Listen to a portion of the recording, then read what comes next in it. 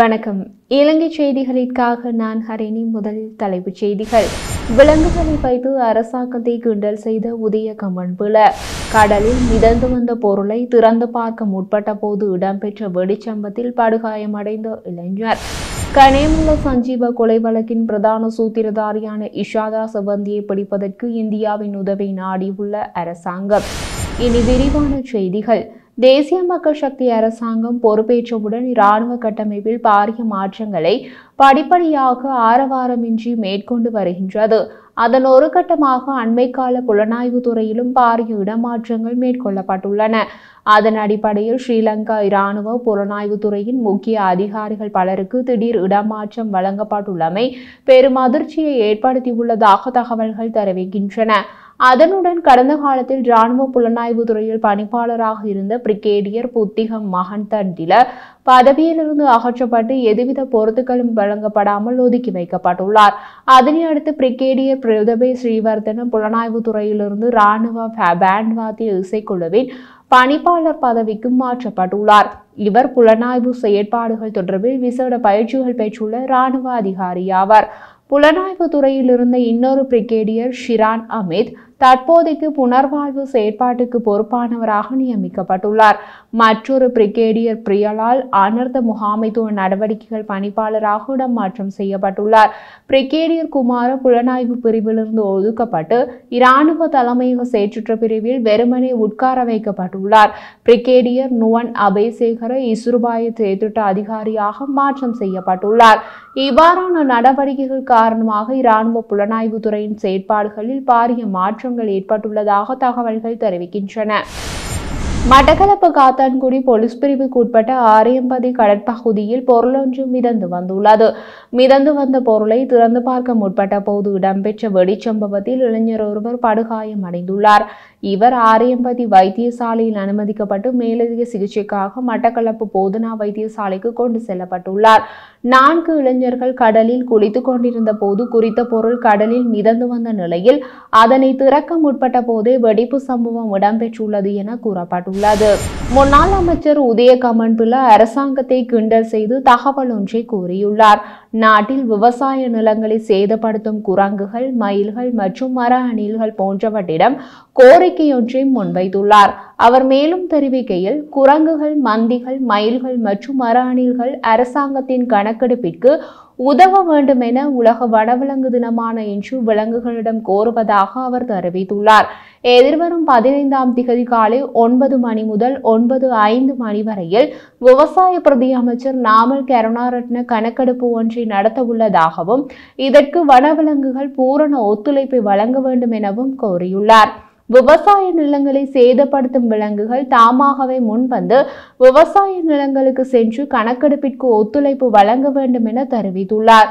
விவசாயத்துறை பிரதி அமைச்சர் நாமல் கருணாரட்ன அண்மையில் வெளியிட்ட கருத்து ஒன்று தொடர்பில் சமூக ஊடகங்களில் கடுமையான விமர்சனங்கள் முன்வைக்கப்பட்டு வரும் நிலையிலேயே உதய கமன்புலவும் அரசாங்கத்தை இவ்வாறு கிண்டல் செய்து கூறியுள்ளார். கனேமுல்ல சஞ்சீவ கொலை வழக்கின் பிரதான சூத்திரதாரியான இஷாரா செவந்தி இந்தியாவுக்கு தப்பிச் சென்றிருக்கலாம் என்று போலீசார் சந்தேகம் எழுப்பியுள்ளனர். இஷாரா செவந்தி நாட்டை விட்டும் தப்பிச் செல்லாதவாறு அனைத்து வழிகளும் மூடப்பட்டு கண்காணிப்பும் பலப்படுத்தப்பட்டுள்ளது.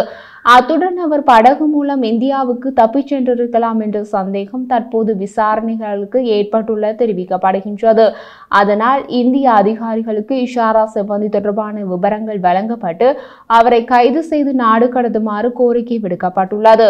அதனோடு இலங்கைக்குள்ளும் இஷாரா செவந்தியை தேடும் நடவடிக்கைகளை தொடர்ந்தும் தீவிரமாக முன்னெடுக்க தீர்மானிக்கப்பட்டுள்ளதாக போலீசார் தெரிவித்துள்ளனர்.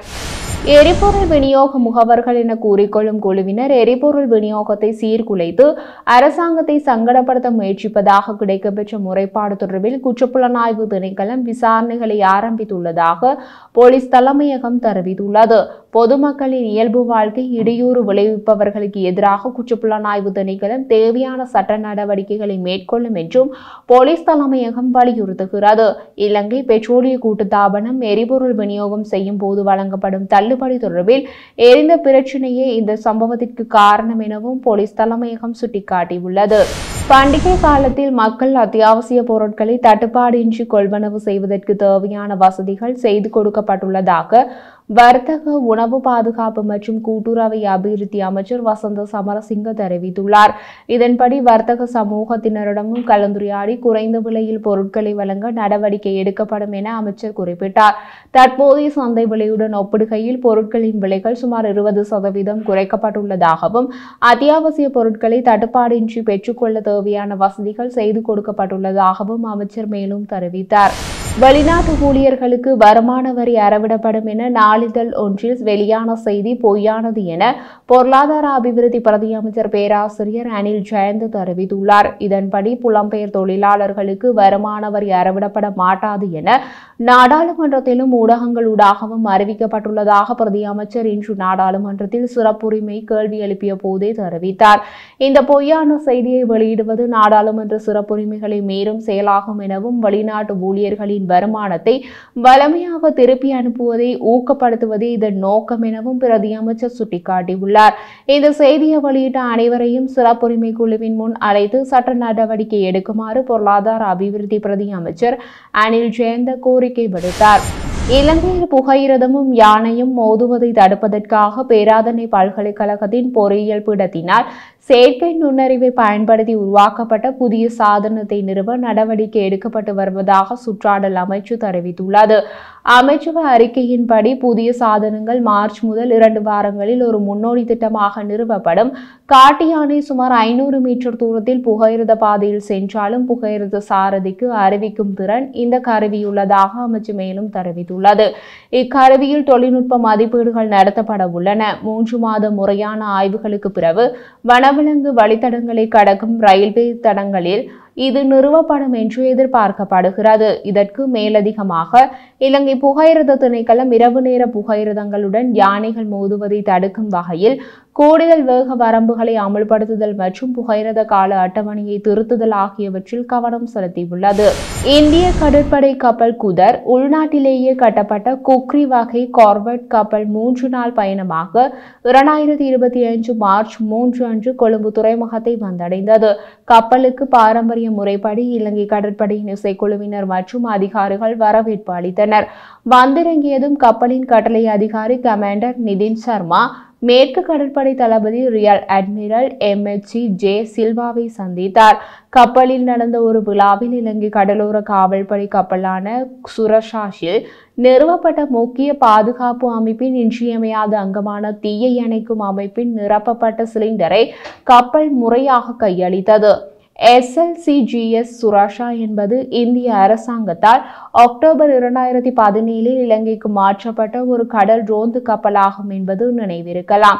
இந்தியாவும் முன்னதாக ஜூன் 2021, ஏப்ரல் 2022 மற்றும் ஜூன் 2024 கப்பலுக்கான உதிரி பாகங்களை நன்கொடையாக வழங்கியது. மேலும் ஜனவரி 2024 சிலிண்டர்களை நிரப்புவதற்கும் இதுபோன்ற உதவியை வழங்கியது. கொழும்பில் தங்கியிருக்கும் போதும் இரு கடற்படைகளுக்கும் இடையே சிறந்த நடைமுறைகளை பகிர்ந்து கொள்ளும் நோக்கில் இலங்கை கடற்படை வீரர்களுக்கு INS குதர் கப்பலின் தொழில்முறை தொடர்புகளை நடத்தும்.